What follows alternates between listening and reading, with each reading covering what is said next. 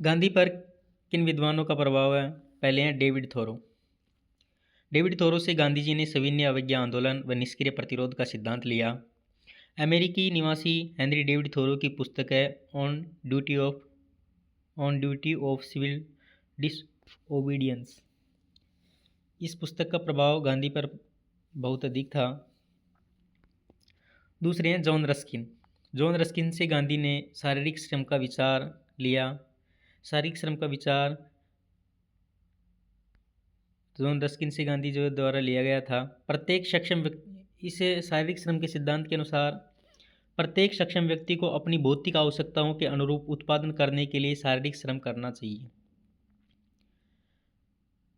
John Ruskin से शारीरिक श्रम व सर्वोदय का सिद्धांत गांधी जी द्वारा लिया गया था। जॉन रस्किन की पुस्तक अनटू द लास्ट, इसमें कहा है कि वकील के कार्य का भी वही महत्व है जो नाई के कार्य का है। गांधी जी ने अनटू द लास्ट का गुजराती में अंत्योदय नाम से अनुवाद किया है। तीसरे विद्वान है टोलस्टॉय। टोलस्टॉय की पुस्तक है गॉड विदन यू, स्वर्ग तुम्हारे भीतर है, और दूसरी पुस्तक है what to do. Leo Tolstoy के उपन्यास वार एंड पीस से भी गांधी जी बहुत अधिक प्रभावित थे। गांधी ने टोलस्टॉय से दार्शनिक अराजकतावाद या प्रशांत अराजकतावाद लिया है। गोपीनाथ धवल ने गांधी को दार्शनिक अराजकतावादी कहा है। गोपीनाथ धवल की पुस्तक है the political philosophy of Mahatma Gandhi. इस पुस्तक में गोपीनाथ धवल ने गांधी को दार्शनिक अराजकतावादी कहा है। चौथे विद्वान है जिनका प्रभाव गांधी जी पर है, वो है प्लेटो। गांधी ने प्लेटो की रचना अपोलोजी का गुजराती में सत्यवीर की कथा के नाम से अनुवाद किया था। गांधी प्लेटो के आदर्शवाद तथा नैतिक मूल्यों के प्रति सरोकार से अत्यधिक प्रभावित थे।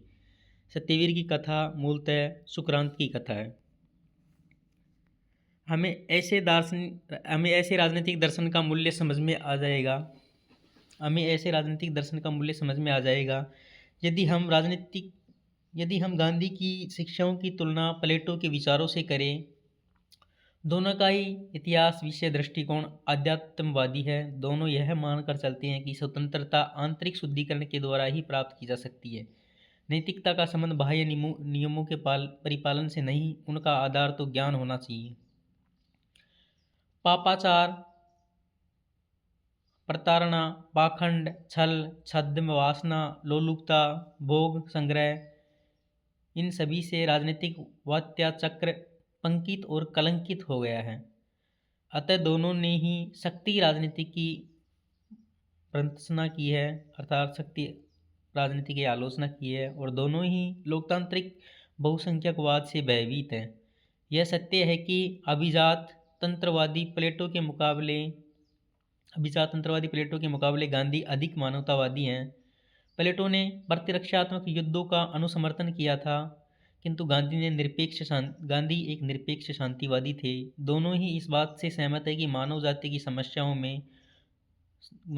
जो समस्याएं हैं उनका मूलभूत समाधान के लिए मानव की वर्तमान चेतना में आमूल परिवर्तन करना होगा। प्लेटो के अलावा गांधी जी रूसो की सामान्य इच्छा से भी प्रभावित थे। गांधी ने जैनवाद से अहिंसा, वैष्णववाद से विश्व बंधुत्व तथा रस्किन व टोलस्टॉय से औद्योगिकरण सभ्यता के प्रति तिरस्कार के विचार ग्रहण किए हैं। असत्य पर सत्य की विजय की सुनिश्चितता तथा सामान्य संवेगों से अप्रभावित रहते हुए सत्य के लिए संघर्ष की प्रेरणा को उन्होंने महाभारत के मूल संदेश के रूप में ग्रहण किया है। गीता के निष्काम कर्म तथा सत्ता के आध्यात्मिकता की धारणा को उन्होंने पूरी तरह आत्मसात किया तथा उन्होंने गीता को आध्यात्मिक संदर्भ ग्रंथ की संज्ञा दी। उपनिषदों से उन्होंने अपरिग्रह व असंग्रह का विचार ग्रहण किया है।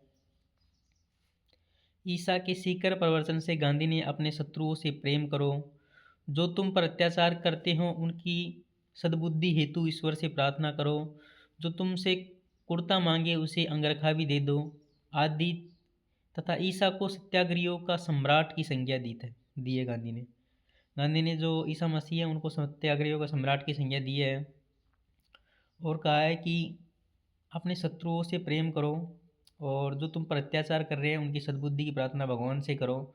यदि कोई तुमसे कुर्ता मांगे तो उसे अंगरखा भी दे दो। गांधी ने बाइबल से सीखा कि पाप से घृणा करो, पापी से मत करो। कुरान की शिक्षाओं का कोई विशेष प्रभाव गांधी जी पर नहीं है, लेकिन इस्लाम धर्म की बंधुता की संकल्पना से गांधी बहुत अधिक प्रभावित थे।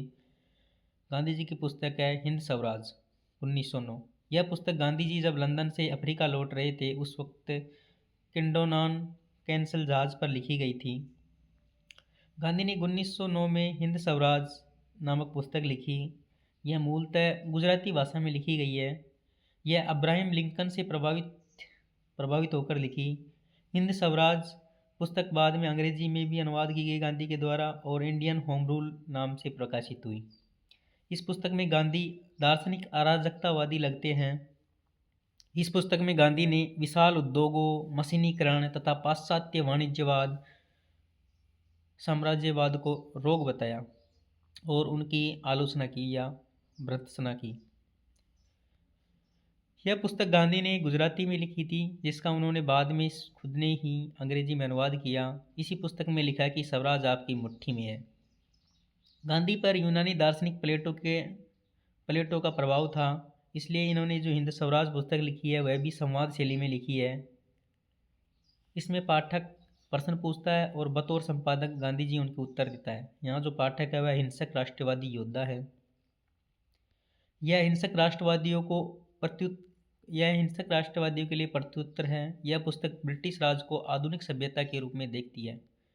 इस पुस्तक में आधुनिक पश्चिमी सभ्यता व संस्कृति, हिंदुस्तान की दशा, बंग भंग, कांग्रेस व उसके कर्ता धर्ता, हिंसा व अहिंसा, सत्याग्रह तथा भारत को कैसे स्वराज मिले आदि महत्वपूर्ण प्रश्न हैं।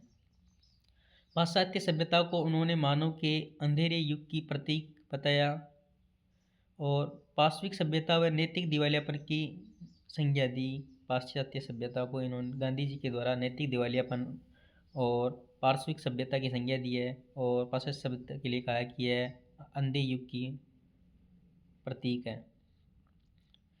हिंद स्वराज में वर्णित स्वराज का अर्थ ब्रिटिश साम्राज्य को हटाना नहीं है, बल्कि स्व प्रशासन, जिसकी जो सत्याग्रह और आत्मबल के द्वारा प्राप्त किया जा सकता है।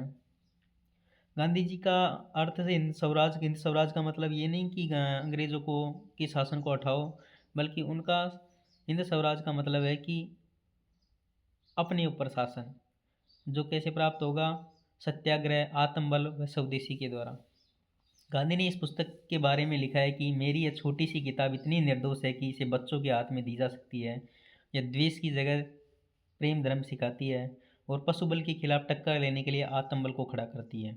इस पुस्तक में उन्होंने ब्रिटिश संसदीय प्रणाली की आलोचना करते हुए कहा है कि ब्रिटिश संसद बांझ व वेश्या है, तथा कहा कि प्रधानमंत्री के नैतिक अपचार व दलीय अनुशासन पर भी इन्होंने चोट की है इस पुस्तक के माध्यम से। गांधी कहते हैं कि ब्रिटिश संसद सिर्फ राजा का नहीं, गांधी कहते हैं कि ब्रिटिश संसद सिर्फ प्रजा का खिलौना है और ये खिलौना प्रजा को भारी खर्च में डालता है। गांधी ने औद्योगिकीकरण व मशीनीकरण को आधुनिक पाश्चात्य सभ्यता का अभिशाप माना। उन्होंने मशीनों को सांप की पिटारी की संज्ञा दी, जहां विष के अलावा कुछ भी नहीं है। पंडित नेहरू ने कहा कि गांधी की जो यह हिंद स्वराज पुस्तक है, यह वर्तमान समस्याओं का हल ढूंढने में मदद नहीं कर पाती है।